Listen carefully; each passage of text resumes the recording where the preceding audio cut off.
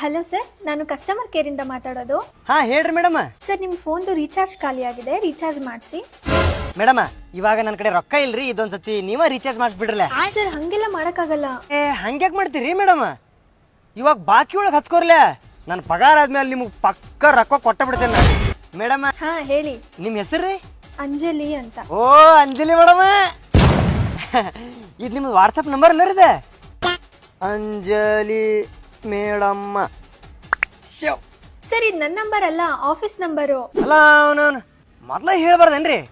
ಇಲ್ಲಿ ನಿಮ್ಮ ಹೆಸರ್ಲಿ ವಾಟ್ಸಪ್ನಾಗ number save ಮಾಡ್ಬಿಟ್ಟಾರನ. ಮೊದ್ಲ ನೀವು ಫೋನ್ ಮಾಡೋದಿತ್ತಂದ್ರೆ ನಿಮ್ಮ ನಂಬರ್ಲ ಫೋನ್ ಮಾಡಿದ್ರೆ ನಮ್ಗೆ ಅನುಕೂಲ ಆಕಿತ್ತಲ್ರಿ. ಸರ್, ಇನ್ಫಾರ್ಮೇಶನ್ ಕೊಟ್ಟಾಯ್ತು, ಕಾಲ್ ಕಟ್ ಮಾಡ್ತೀನಿ. Hello hello hello Anjali madam, ಹಾ ಹೇಳಿ. ನಿಮ್ಗೆ ಖಾಲಿ ಇದ್ದಾಗ ಬೇಸರ ಆದಾಗ ನಮ್ಗೆ ಕಾಲದು ಮಾಡದ್ ಬರ್ಲೆ. ಯಾಕೆ? ಹಂಗಾರಿ ಸುಮ್ಮ ಮಾತಾಡ್ಕೊಂತ ಕುಂತ ಬಿಡೋದು. ನಿಮ್ಗೂ ಟೈಮ್ ಪಾಸ, ನಂಗೂ ಟೈಮ್ ಪಾಸ.